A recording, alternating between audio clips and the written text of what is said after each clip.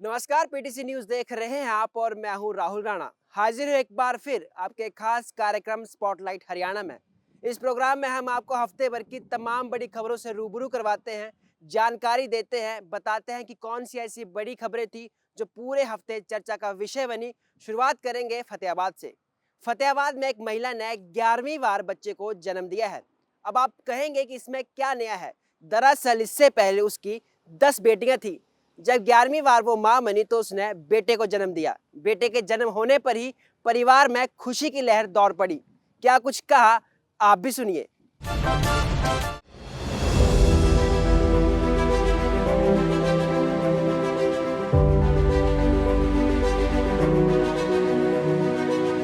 चीन में एक अजीबोगरीब हैरान करने वाला मामला सामने आया, जहां महिला की 11वीं बार डिलीवरी के दौरान महिला ने लड़के को जन्म दिया। इससे पहले महिला को 10 लड़कियां थी। डिलीवरी करने आई महिला के शरीर में 5 ग्राम खून था, जो कि डिलीवरी के लिए एक रिस्क था। उचाना के एक प्राइवेट अस्पताल में डॉक्टर ने नॉर्मल डिलीवरी से महिला को बच्चा पैदा किया।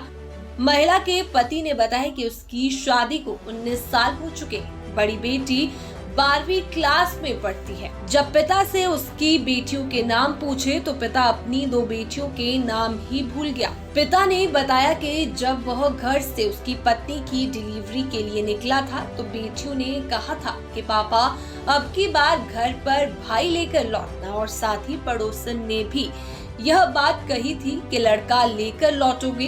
तो वह भी इसकी खुशी में गांव के अंदर 2 डीजे बजाने का काम करेगी। पिता ने कहा कि जब डिलीवरी का समय आया तो उसकी धड़कनें तेज हो गई थी। उसके मन में था कि पता नहीं लड़का होगा या लड़की, लेकिन भगवान ने उसकी सुनी और एक सुंदर लड़के को उसकी पत्नी ने जन्म दिया।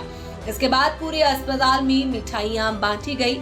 परिवार भूना फतेहाबाद का रहने वाला है। जी आपका सुनीता। तो 11वीं बार माँ बनी है जी। आप बेटे को जन्म दिया है, आप लोग कैसे देखते हैं जी? क्या खुशी है, क्या कुछ है? खुशी बहुत ज्यादा जी। ना कोई भेदभाव नहीं रहेगा जी। बेटियों को तो मन मुझे पाल ही दिए। कितने साल हो गए जी आपकी शादी को? 19 साल होगी जी। 19 साल हो गए। तो आप घर ही संभालती हैं जी? घरे संभालती हूँ जी, डांगर पशु भी रखती हूँ। ये जी मेरी माँ का सपना था जी, मेरी घरवाली का जी, मेरी ये नन्ही गुड़िया का सपना था जी, सबका 10 का जी, कि हमको एक भाई मिल जाए। मालिक माँ सुनेगा जी, ये आस करती थी जी। धोख धाक लगा के आती थी दादा खेड़े पे भी जी, शिवलिंग पे जल चढ़ा के आती थी। मेरी बड़ी गुड़िया ये भी साथ में जाती थी जी, सब मेरी माँ भी जी। तो मेरी माँ की तमन्ना थी जी, वो मालिक ने सुनी जी, पूरी करी जी। मेरी माँ को पोता खेलना है, मौका दिया। मेरे बाप हैं जी, वो और होवर तो उन बहुत खुशी होवर जी, बहुत बढ़िया होवर जी। थोड़ी वो मैंने कमी महसूस, दुख भी हुआ जी, बहुत अफसोस, बाकी खुशी बहुत है जी। एक यह कमी रही है जी, बाकी सब मौज होगी जी। इन गुड़िया ने भाई मिल गया जी, और सभी दर्शकों का जी पूरा गांव ने सहयोग कराया जी। खूब खुश हूँ जी मैं, सबने बधाई हो जी। मैं तो बहुत ज्यादा खुश हूँ। मेरा नाम सरीना है। मैं बहुत ज्यादा खुश हूँ। मेरे पापा ने फोन किया और बोला कि आपके लिए सरप्राइज है। उन्होंने व्हाट्सएप पे ना वीडियो भेज रखी थी बना के कि देखो आपका भाई यार, मैं आपको वीडियो भेज रहा हूँ। तो मैंने वीडियो देखी। हम बहुत ज्यादा खुश हुए कि खुशी के आंसू आ गए। हम सभी एक दूसरे के गले लग रहे। फिर बाकी गली में गए, सबको बताया कि हमारे भाई हुआ है। सारा गांव खुशी मना रहा। सारा गांव आके हमारे बारना के आगे पटाखे बजा रहा। बहुत ज्यादा पटाखे बजाए। सब गाँव वाले ने हमारा बहुत सहयोग किया। देश और प्रदेश में अब ठंड बढ़ने लगी है। ऐसे में धर्मनगरी कुरुक्षेत्र में पक्षियों का आना अब शुरू हो चुका है। आपको बता दें कि हर साल जब सर्दी पड़ती है तो धर्मनगरी कुरुक्षेत्र के ब्रह्म सरोवर और तालाबों में अलग अलग प्रजातियों के पक्षी वहां पहुंचते हैं। ऐसे में उन्हें देख वहां का नजारा वाकई में बेहद खूबसूरत लगता है। आप भी देखिए।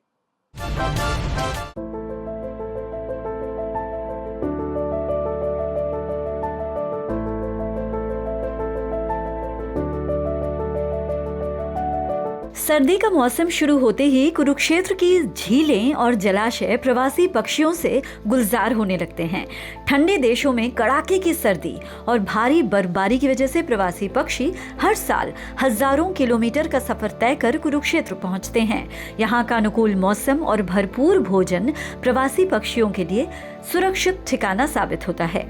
साइबेरिया, मध्य एशिया, यूरोप, उत्तरी एशिया और अन्य ठंडे इलाकों से आने वाले ये पक्षी सर्दियों के दौरान धर्मनगरी कुरुक्षेत्र में एशिया के सबसे बड़े सरोवर ब्रह्म सरोवर, कामकेश्वर तीर्थ, भोर सैयदा के साथ साथ कई गांवों में बने तालाबों में भी पहुंचते हैं। और जैसे ही मौसम में बदलाव होना शुरू होता है तो ये प्रवासी पक्षी फरवरी से अप्रैल के बीच अपने मूल देशों की ओर लौटना शुरू कर देते हैं।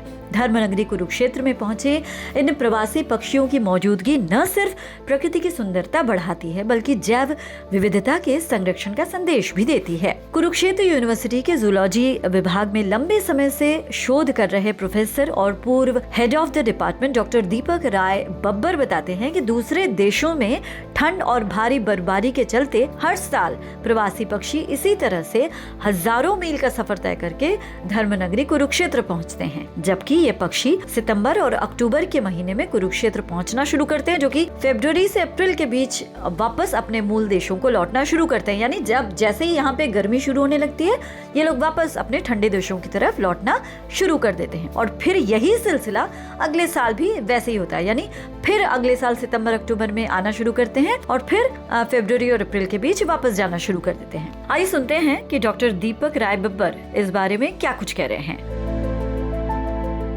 सबसे पहले आपको बताना चाहूँगा कि जो पक्षी की प्रजातियाँ होती हैं ये दो तरह की होती हैं।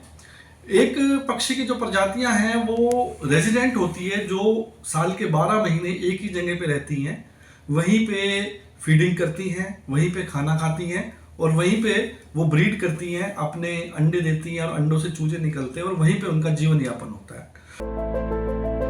डॉक्टर बब्बर की माने तो ये प्रवासी पक्षी मध्य एशिया, यूरोप, उत्तरी एशिया जैसे तमाम इलाकों से पहुंचते हैं और इन प्रवासी पक्षियों में northern shoveler, northern pintail, common teal, gadwall, mallard, garganey, Eurasian wigeon, Brahminy shelduck, bar headed goose और ग्रेलिक गूज जैसी नस्लें भी शामिल हैं, जबकि common redshank, black winged stilt, common coot जैसे पक्षी भी देखे गए हैं। इसके अलावा जिले भर में डाटर, पेंटेड स्टार्क जैसी नस्लें भी यहाँ देखी जाती हैं। डॉक्टर साहब की माने तो पक्षी न केवल जैव विविधता को समृद्ध करते हैं बल्कि कीट नियंत्रण, बीज प्रसार और इस परिस्थितियों का संतुलन यानी पारिस्थितिक संतुलन बनाए रखने में भी अहम भूमिका निभाते हैं।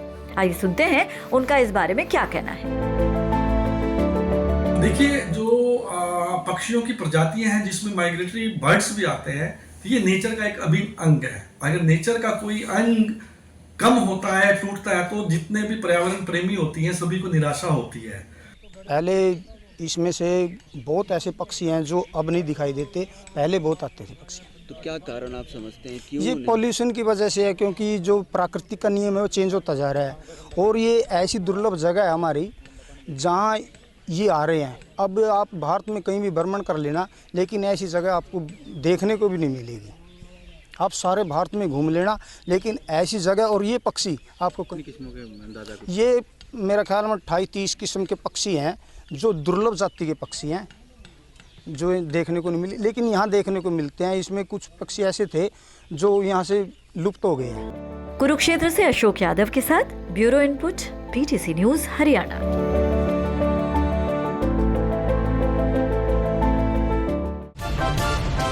खबरों में आगे बढ़ेंगे। अब बात करेंगे सोनीपत के विधायक के कृष्णा की। इस दौरान हमारे संवाददाता ने विधायिका से एक्सक्लूसिव बातचीत की और उन्होंने बताया कि किस तरह से प्रदेश सरकार विकास कार्यों को गति देने में लगी हुई है। राई विधानसभा क्षेत्र में विकास कार्यों को लेकर सरकार की तरफ से अनेक घोषणाएं की गई हैं। इस संबंध में बातचीत करने के लिए हमारे साथ भाजपा विधायक कृष्णा गहलावत जी हैं। उनसे बातचीत करते हैं कि उन्होंने अपने क्षेत्र में जो सरकार का 1 साल से ज़्यादा का समय हुआ है कितने कार्य किए हैं। कृष्णा मैम, स्वागत है आपका पीटीसी न्यूज़ पर।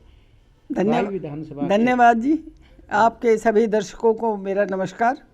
राई विधानसभा क्षेत्र में जिस तरीके से खरखोदा विधानसभा क्षेत्र है, मुख्यमंत्री रैली कर चुके हैं, खरखोदा में मुख्यमंत्री आए थे, आपकी तरफ से सरकार को क्या क्या अपनी जो योजनाएं रखी हैं पटल पे और कितने विकास कार्य आप रख चुके? देखिए, जब से मैं विधायक बनी हूँ, हमारे मुख्यमंत्री के सामने जो भी मैंने अपने हल्के के विकास के काम या कोई दूसरी समस्याएं रखी, वो हमारे मुख्यमंत्री ने पूरी करने का प्रयास किया है।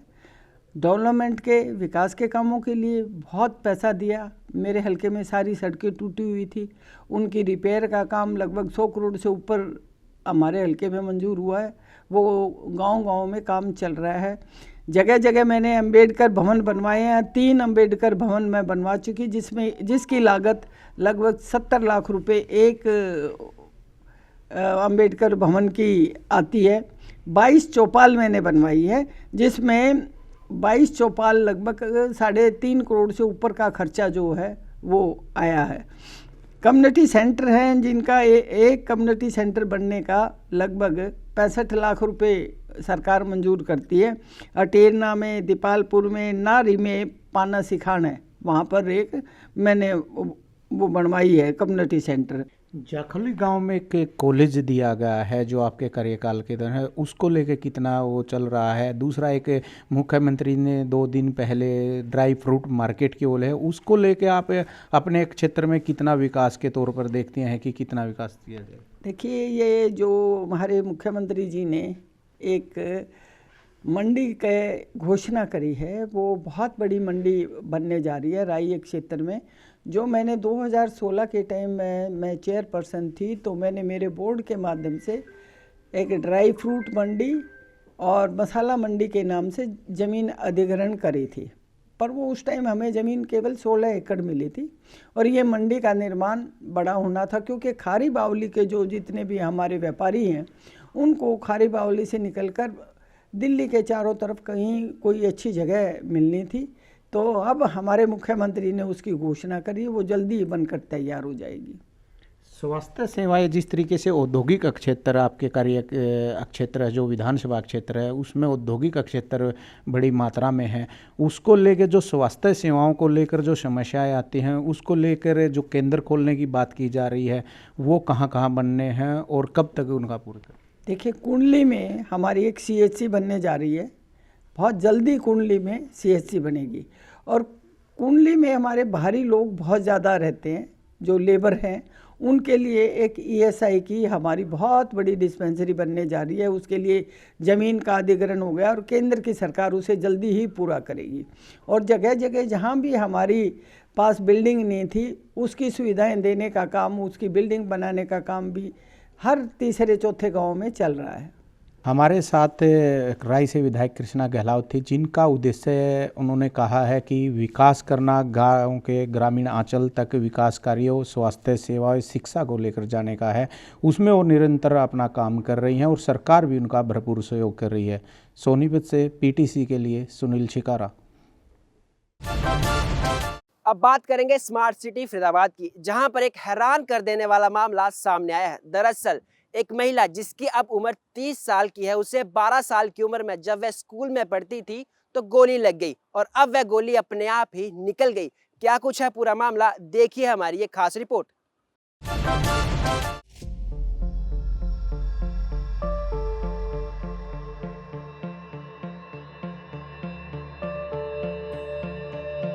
फरीदाबाद की डबुआ कॉलोनी में एक हैरान करने वाला मामला सामने आया है।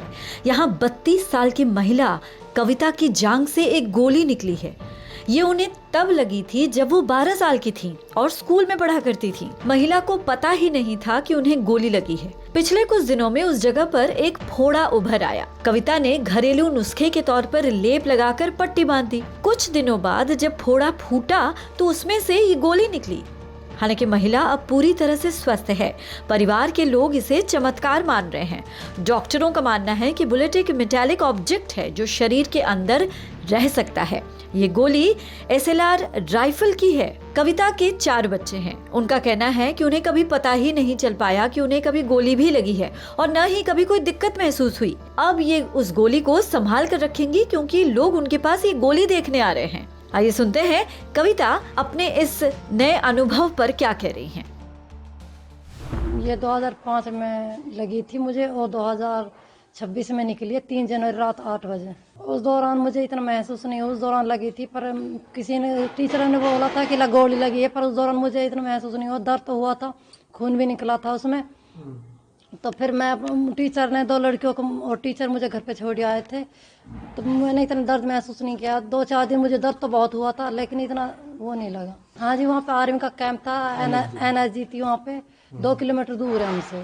आवाज़ तो बहुत ज़्यादा आई थी और दर्द भी कई दिन हो, पर पक्का ये प्रूफ नहीं हुआ था कि मुझे गोली ही लगी है।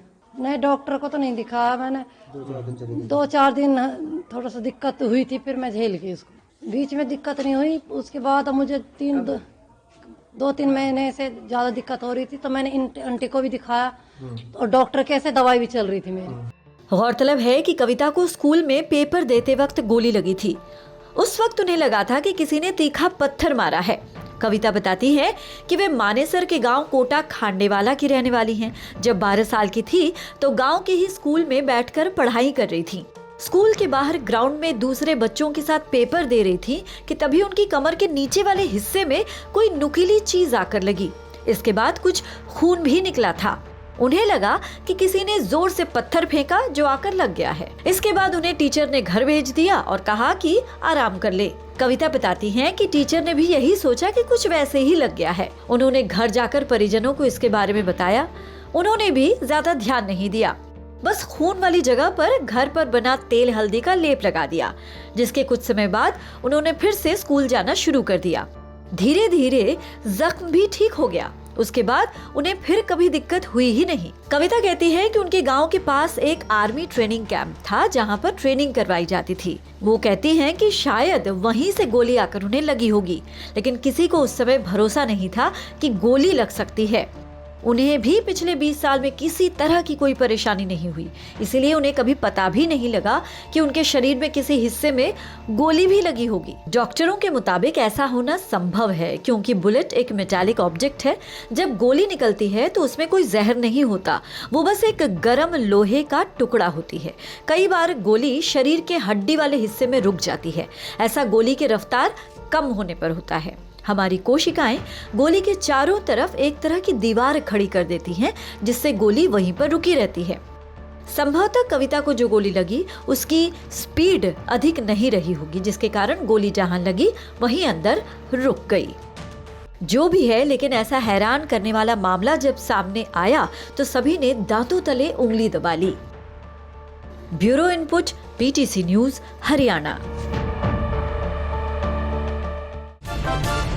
बात करेंगे पलवल की, जहां पर लोग अब गंदा पानी पीने को मजबूर हो रहे हैं। आपको बता दें कि कुछ दिन पहले इंदौर में दूषित पानी पीने से 15 लोगों की मौत हो चुकी है। ऐसा ही मामला पलवल में सामने न आए, इसके लिए स्थानीय लोग लगातार प्रशासन से ये अपील कर रहे हैं कि उन्हें पीने के लिए साफ पानी दिया जाए। क्या कुछ है पूरा मामला, देखिए हमारी ये स्पेशल रिपोर्ट।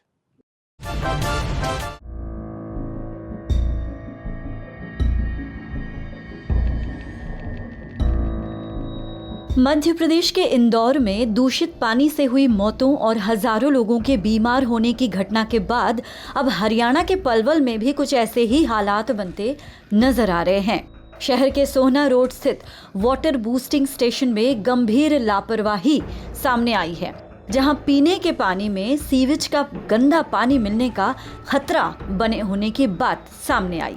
जानकारी के मुताबिक करीब 20 लाख लीटर पानी की क्षमता वाले इस वाटर बूस्टिंग स्टेशन से पलवल शहरी क्षेत्र की परशुराम कॉलोनी, कालड़ा कॉलोनी और पंचवटी कॉलोनी में पीने के पानी की आपूर्ति की जाती है। हैरानी की बात यह है कि घरों में जाने वाले इस पानी का क्लोरीनेशन सिस्टम वर्षों से खराब पड़ा हुआ है, जिससे पानी की गुणवत्ता पर बड़ा सवाल खड़ा हो गया है। जब सोहना रोड स्थित बूस्टिंग स्टेशन पर पीने के पानी की गुणवत्ता और साफ सफाई का जायजा लिया गया तो सामने आया कि क्लोरीनेशन सिस्टम लंबे समय से काम नहीं कर रहा। बूस्टिंग स्टेशन का ओवरफ्लो पाइप सीधे सड़क पर बनी सीवेज की नाली में डाला गया है, जो हमेशा गंदे पानी से भरी रहती है। सावधानी के तौर पर नाली में पड़ा ये पाइप आधा बंद किया गया है, लेकिन इसके बावजूद सीवरेज का पानी नियमित रूप से बूस्टिंग स्टेशन के अंदर जा रहा है। इस मामले में जन स्वास्थ्य विभाग की उपमंडल अधिकारी प्रीति शर्मा ने क्लोरीनेशन न होने की बात मानने से इनकार कर दिया। हालांकि उन्होंने ये भी कहा कि वाटर क्लोरीनेशन के लिए नया टेंडर जारी किया गया है। नहीं, ऐसा कुछ नहीं है। वर्षों से तो पहली बात तो क्लोरीनेशन का पानी नहीं जा रहा, हमें ऐसा कोई शिकायत नहीं। हमारे ऑपरेटर, हम लोग रेगुलरली JEB पलवल में ही रहते हैं, वो भी रोज मुआयना करते हैं साइट का, तो वो भी चेक करते हैं। उन्होंने मुझे कभी ऐसी कोई रिपोर्ट नहीं दी। हमारे यहाँ से बिल्कुल साफ पानी जा रहा है। रही बात क्लोरिनेशन की, क्लोरिनेशन का हमने 2 साल पहले हम लोग वैसे अपने जो भी क्या बोलते हैं ब्लीचिंग पाउडर से करते थे क्लोरिनेशन।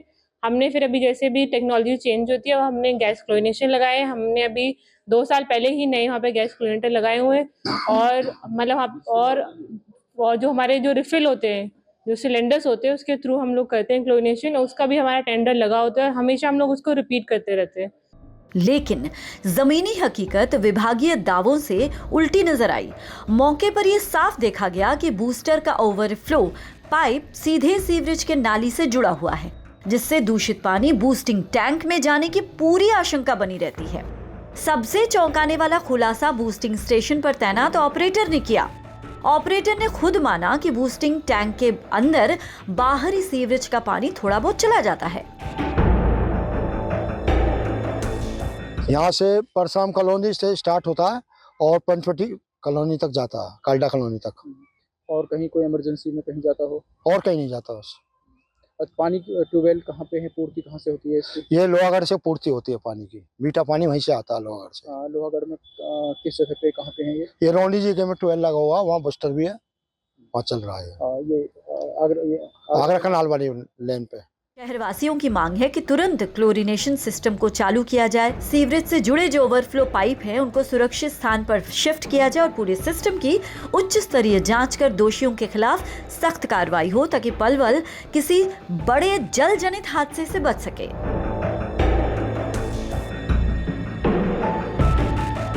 पलवल से गुरुदत्त गर्ग के साथ bureau input, PTC news Haryana.